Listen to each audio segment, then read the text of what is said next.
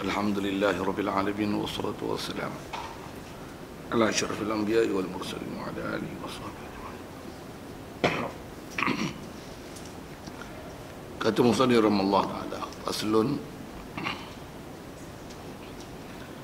aqallul qabri hufratun tamna'ur rahiyata wasab'ah. Kata Musannif rahimahullah ta'ala, sekurang-kurang kubur adalah hufrah tamna'ur rahiyah wasab'ah. Nak sebut masalah kubur pula ni, masalah kubur mayat.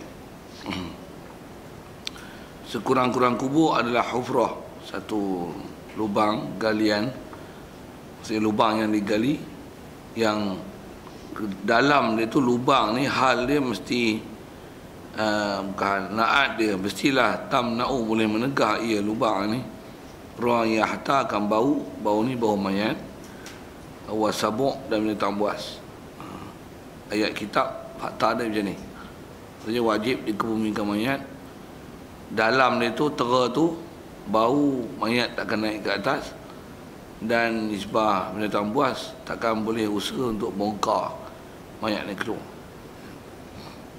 Jadi kalau kepaham tu ada dua benda besar dalam bab mayat ni, apa dia tanam sehingga bau tak keluar, dengan sebab tu barulah binatang tak bongkar. Tu ayat dia macam tu lah.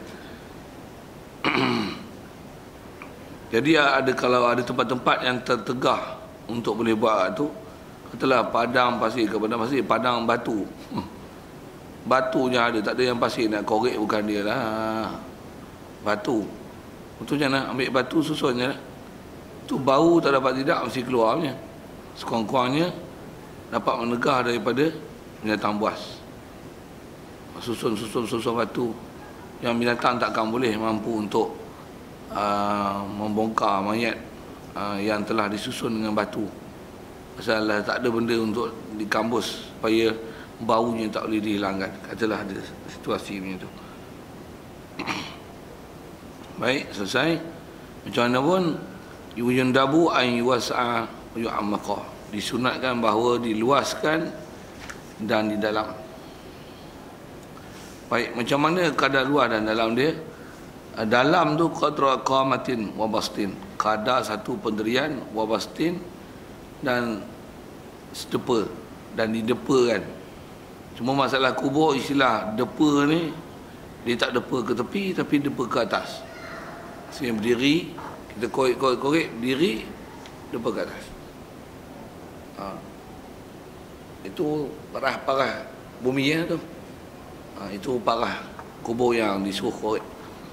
Dalam tu biasanya cukup lah. Jadi dalam, jadi kita korek pijak lantai, depa. Tu pun orang kolek kan. Kalau orang tinggi lampai lagi power kan. Macam tu lah. Okay. Jadi kalau faham tu ada dekat 6 kaki kat tu kan, dia punya tinggi tu. Baik. Waladu afdalu minasyiqi. Baik, itu dalam lah. Saya. Waladu afdalu minasyiqi in salabatil ardu. Kata dia, buat lahat lebih afdal daripada buat parit, buat belah tengah, in salabatil ardu, jika bumi ni kerah. Yang ni masalah keadaan kubur lah. Jadi korek-korek, pasal kaedah meletak mayat dalam kubur ni sebaiknya adalah diletakkan mayat di dalam lahat. Baik, apa dia lahat? Lahat ialah satu lubang yang setelah dikorek kubur, dikorek ke arah kiblat untuk letak mayat di tempat itu, dalam kawasan tu, lubang tu. Itulah dipanggil lahat. Lukisan sedang rasanya untuk menceritakan.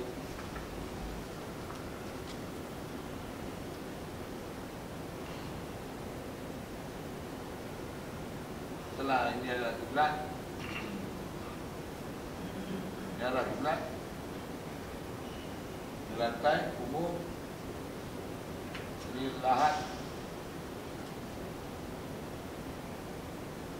Lahat ni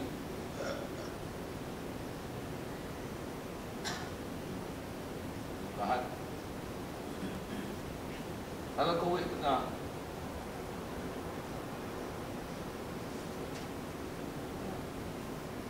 ini dipanggil sikon. Agak kondak.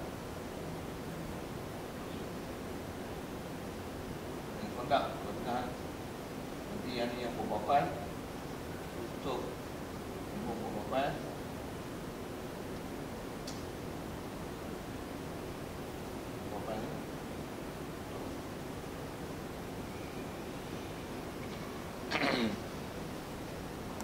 Jadi kalau bumi yang kalau kita korek lahat lubang ke arah kiblat tu, kalau buminya ke tanah keras, buat kawasan kubur dalam kubur begitu lagi baik. Buat lahat adalah lebih afdal. Yang ni dia kena tengok masalah tanah. Masalah tanah tak sama Tanah kawasan macam ni selalu tanah bukit, yang tanah pun bukit yang tanah keras lah. Ada juga bukit tapi tanah gebu, ada juga. Dan sebagainya. Jadi dia kena tengok keadaan. Macam mana pun asal masalah dia sebut lahat apa semua ni, nak menunjukkan bahawasanya mayat ni lubang tu satu hal. Mayat tak boleh ditanam dengan kita letakkan dia dalam, lepas tu kambus macam mana kambus binatang. Istilah kambus binatang ni maksudnya kita kenakan tanah ke atas mayat. Faham tak? Dia mesti ada satu ruang yang kita letakkan dia tak kena tanah. Jadi maksudnya korek, buat satu istilah bilik kat dia. Bilik tu dipanggil lahat. Jadi kawasan yang boleh lahat. Kalau tak boleh lahat, korek tu nanti dia kebak tanah. Tak boleh, kita buat parit. Parit pun ada jenis pakai tanah saja boleh. Ada tempat yang dia tak boleh pakai tanah pun. Bahkan kena ada kayu yang kita terpaksa bingkaikan dia, supaya tanah tu tak jatuh. Wajib buat tu. Kalau katalah jenis tanah yang memang bukan saja tanah tu, lagi yang tebing tu turun, wajib keranda dia. Saya tanamkan kanda-kanda sekali. Memang ada tempat-tempat yang kadang kepemilikan mayat ni dia dengan kanda-kanda sekali. Jadi dia akan berbeza dengan sebab keadaan tanah lah. Jadi faham benda tu. Tujuan kita tanam mayat ni mestilah ditanam mayat letak dalam bumi yang tempat tu yang sunat diluas kan. Jadi bagi dia selesa dalam tu. Jadi taklah bila dah bubur kambus tanah atas dia. Tidak. Jadi mesti ada satu tutupan. Satu lahat adalah yang terbaik lah.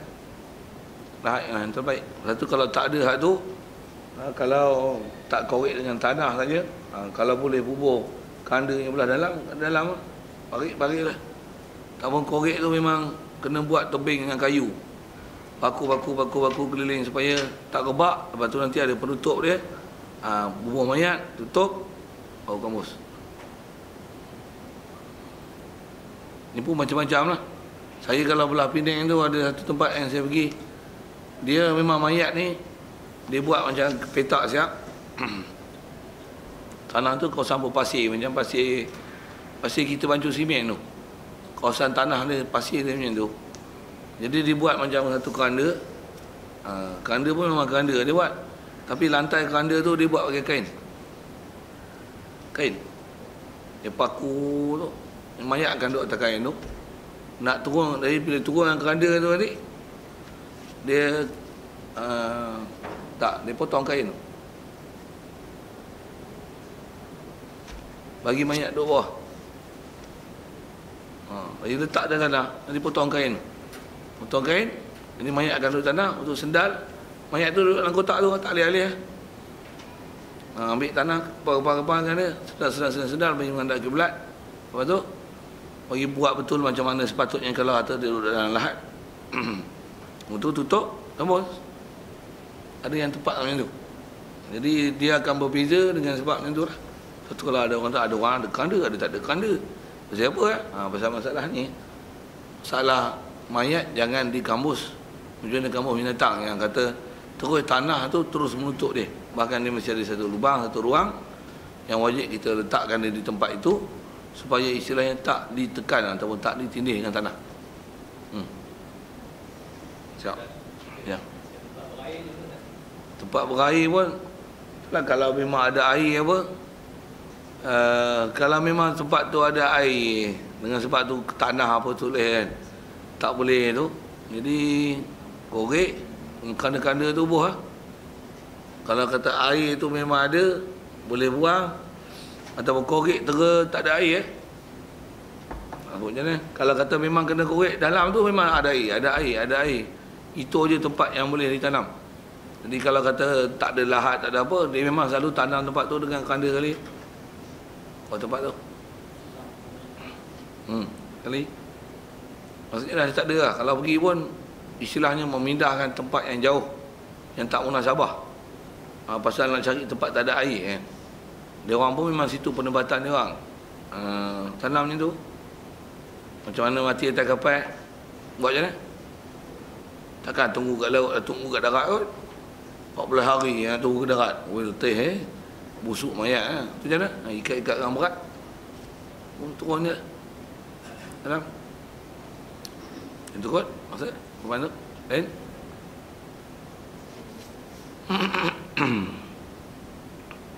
Wa yudau ra'su inda rajuli inda rijlil qabri. Dan kata dia letakkan kepala mayat inda rijlil qabri, berhampiran dengan kaki kubur. Ini kaedah-kaedah nak menurunkan mayat ke kubur lah. Macam mana kaedah? Asal kitab disebut macam ni. Mayat kita dah datang bawa kubur, letakkan kepala mayat dekat kaki kubur. Ini kubur, kita dah masuk ni. Ini pandangan depan. Kalau pandangan sisi ni, kiblat sana. Ini mayat ni akan datang daripada arah sana. Kalau kita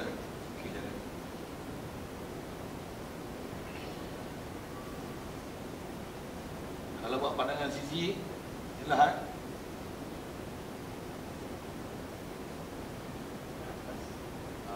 kiblat sana kan. Bukan sana. Jadi kerana pun sini mayat akan turunkan ni kepala. Nanti kalau masuk dalam kubur, dia akan berada macam ni. Mayat ni letak sini. Sama-sama sampai letak ni. Yang ni baca kitab kan, Abraham baca kitab dulu. Letakkan kepala mayat bahagian kaki kubur. Jadi kalau kata kubur itu, letak itu atas tu. Lepas tu wa yusallu min qibali ra'sihi, dan yusallu diturunkan min qibali ra'sihi, daripada pihak kepala, birifkin wa yudkhiluhur qabra rijalu. Baik. Lepas tu turunkan, turun daripada situ. Masuk. Jadi maksudnya turun masuk ke ni. Turun. Yang ni atas kaedah itu nak turun. Kadang-kadang kita turun dengan main belah tengah ni kan. Bawah tengah. Yang belah sini ni turun. Kadang belah lahat tu masing-masing macam mana pun disebut tu pasal kok munasabah turun dengan kepala dulu. Tu je lah. Pergi nak sebut. Kalau ikut asal, itulah maksud dia kata letakkan kepala ketika di berhampiran kaki kubur. Wa yusallu min qibali ra'si. Jadi diturunkan dia daripada pihak kepala dulu, birifkin, dengan lemah lembut. Wa yudkhiluhu qabra rijalu, dan memasukkan dalam kubur oleh rijal, orang lelaki. Jadi nak menggebumikan mayat ni kerja lelaki. Perempuan kalau ada macam mana, tak ada lelaki. Perempuan ni masalah lah. Siapa? Bukan kerja perempuan lah tu. Sekalipun mayat tu perempuan. Satu orang yang nak pegang tu, nak buat turun tu, mestilah kawan kerabat dia yang dekat. Jadi yang mana tak berkenaan tu, kena buat ayat macam ni sikit. Syuh. Kasar lah sikit bunyi tu kan. Tapi maksudnya yang tak berkenaan tu duduk sibuk-sibuk buat apa. Pasal tu lah, nanti kan ada benda yang terbuka, tertengok dan sebagainya. Tu syuh kan sikit. Syuh. Kasar lah sikit bunyinya tu. Satu kalau ada terpaksa sampai kalau dia wanita apa, takut terbuka apa-apa sesuatu, maka Dia hamparkanlah kain, bentang kan, untuk turun tu. Jadi orang tak sepatutnya tengok, saya tengok. Okey, siap. Wa aulahum al-ahaqu bis-salah. Dan kata dia, orang yang paling aula untuk menuhkan mayat dalam kubur ni ialah orang yang paling berhak dengan solat lah. Satu, dia mandi, dia yang kapan lagi, dia yang semayang ni, dia buat dalam kubur. Orang tu lah sepatutnya. Satu, setiap orang Islam ni, pasal kita keliling kita macam-macam kan. Ayah ada, mak ada, adik-beradik ada, orang mati keliling. Ni pun kita ada kematian bagi ni. Ustaz kata tak datang. Nak sebut tak mati apa? Bila setiap orang yang berkenaan sama yang ada hukum kekerabatan bagi si mayat, dia lah orang utama untuk menguruskan tu. Satu, dia jadi fardu kifayah. Fardu kifayah disipah melaksana, tapi kalau belajar tambah pula terkena ke atas kita, jadi dia akan jadi fardu ain. Sepatutnya kita lah. Tapi muncullah ada orang lain boleh menyelesaikan bagi pihak kita. Tapi kalau main mujur ni, sampai bila nak mujur tu? Esok sampai ke sudah duk mujur. Dan sikit ambil ke fardu kifayah tu. Pasal fardu kifayah ni dengan mana satu kewajipan, asalnya wajib semua orang. Nisbah belajar, semua kena dicari. Bila buat, ada sebahagian dah laksana, selesai. Pasal menuntut ilmu fardu kifayah besar tu. Masalah yang ni, masalah pelaksanaan fardu kifayah. Adapun ilmu fardu kifayah memang kena cari, walaupun atas nama fardu kifayah. Tapi bila tak dapat dengan ilmu tu, baru melainkan dengan ilmu barulah boleh buat. Jadi tak dapat tidak akan jadi fardu ain lah. Banyak sebut tentulah sikit. Itu yang kita belajar elok-elok tu kan, untuk dapatkan status supaya kalau ada siapa-siapa keliling kita masalah, kita boleh turun buat. Kalau saya sendiri, kalau arwah ayah meninggal dulu, mandi apa buat tak ada lah. Orang semua buat kan. Adik saya ada, semua dia siapkan. Cuma sembahyang, saya sembahyang, kubur kita lah turun kan. Ya.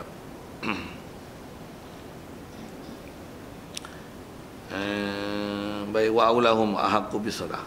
Qultu illa an takuna imra'atan muzawwajatan fa aulahum zawju. Melainkan kata dia, kalau perempuan yang telah berkahwin, yang muzawwajah telah dikahwin dengan dia, aulahum paling utama dalam masalah turun kubur zauju, suami. Pasal dia boleh pegang apa yang orang tak boleh pegang.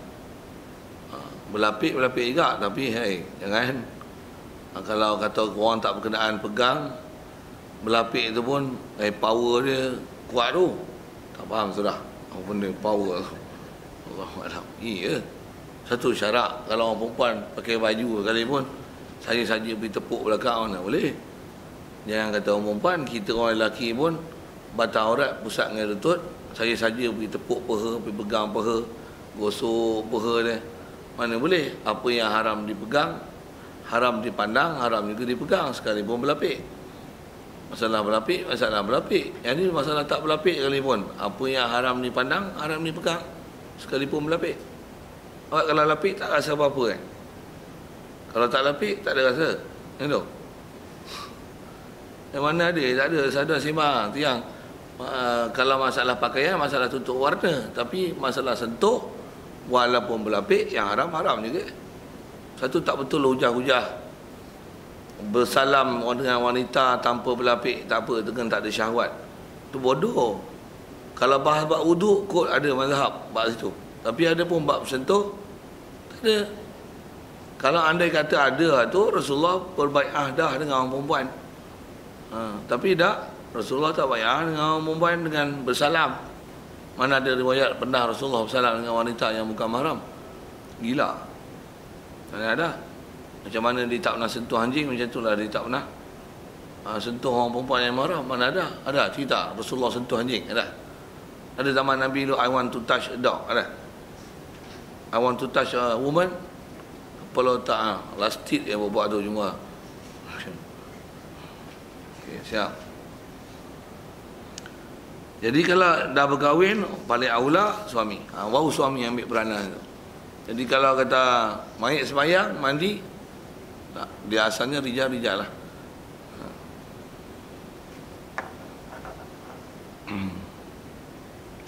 wa yakununa witran. Dan adalah sekalian mereka itu rijal yang nak turunkan ke kubur tu witran.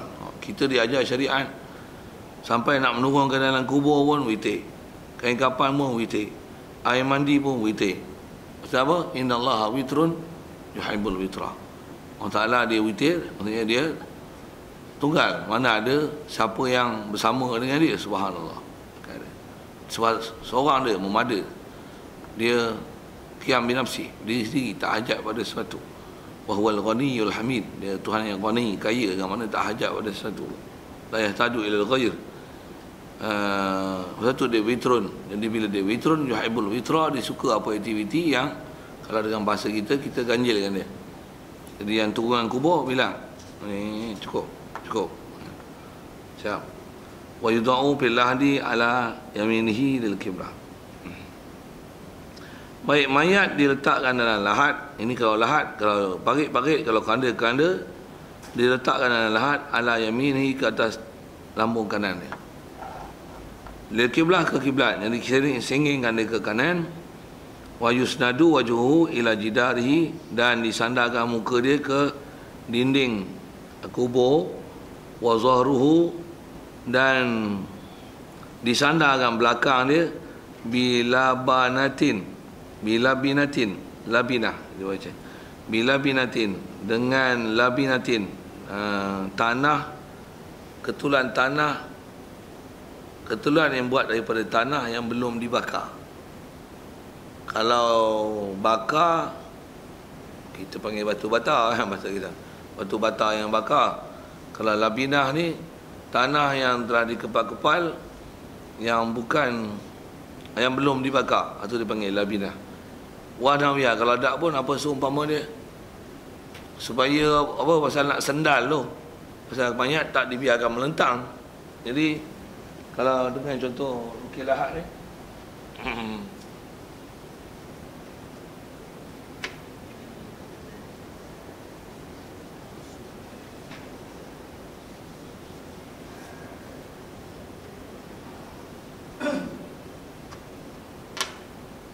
tengok daripada pandangan kepala ni, bukan kubur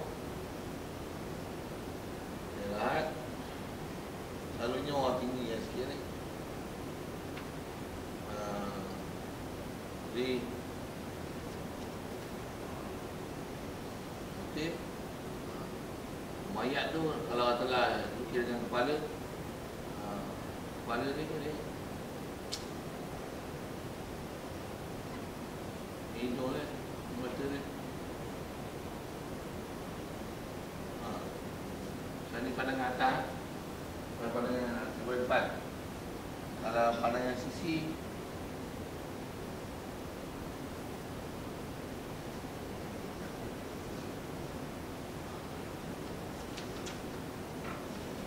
bila setelah dicontoh parit ni, biasanya yang ni ditinggikan untuk ada istilah bantalkan dia. Kalau ada tanah, hari ini ditinggalkan sikit supaya tak kepala yang nanti.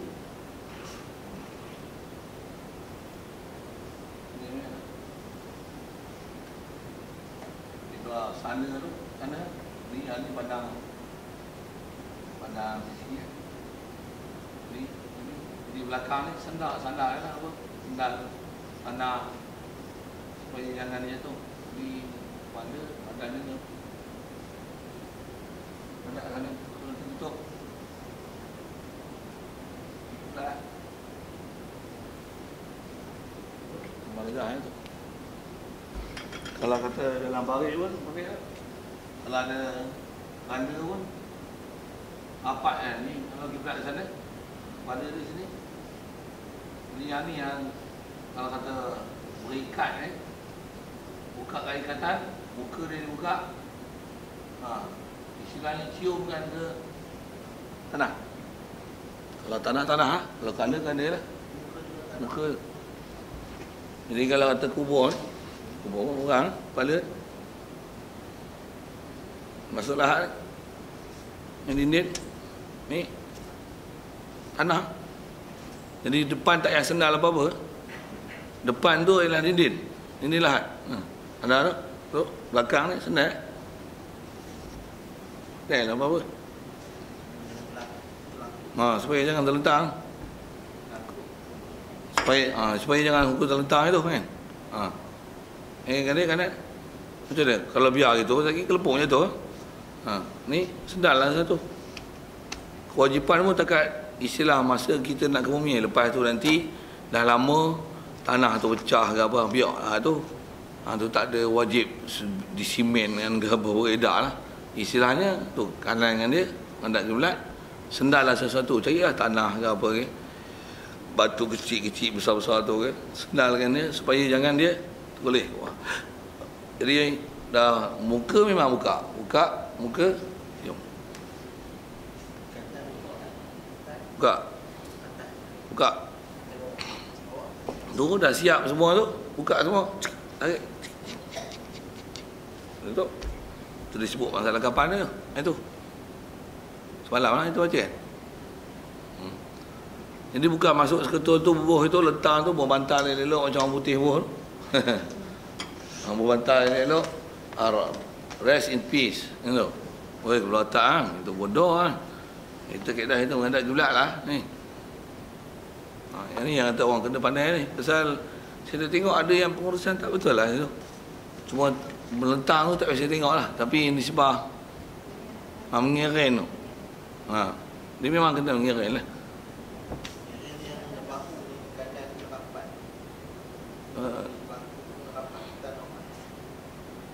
Selalunya kalau orang buat lahat tu, bahagian kepala tu biasanya ada sesuatu yang tanah tu dia tak tahan habis. Pasal bila kita sengging kan, dia mesti dengan bau dengan kepala ni ada jarak lah. Dia jatuh tu. Macam mana pun kalau tak ada lah. Nak bawa bantal, tak disuruh bawa bantal. Macam mana pun dibantalkan dengan tanah. Selalunya kalau orang buat yang lahat ni, orang dah biasa buat kerja ni, dia faham ni, bahagian kepala tu memang ditinggikan sikit. Tanah tu tak ditarah. Dia akan biarkan untuk istilahnya membantalkan kepala waktu kita nak senging dengan dia senang. Ada daun pandan, ikutlah nak buat macam mana tu. Macam mana pun kalau ikut, tanah tu lah rumah dia. Dan tak disuruh pun bantal pun. Maksudnya bantal tu maksudnya beli bantal mahal untuk apa? Bantal mayat dalam kubur. Dia hukum termasuk dalam buang harta lah, buat apa. Pasal tanah tu dah rumah dia. Tanah tu dah rumah dia. Pasal tu buat dengan daun-daun dengan apa ke, buat lah macam mana pun. Boleh buat masalah tu macam mana pun, selalunya buat dengan tanah je. Tanah je. Tanah tu sendiri jadikan sebagai bantainya. Okay.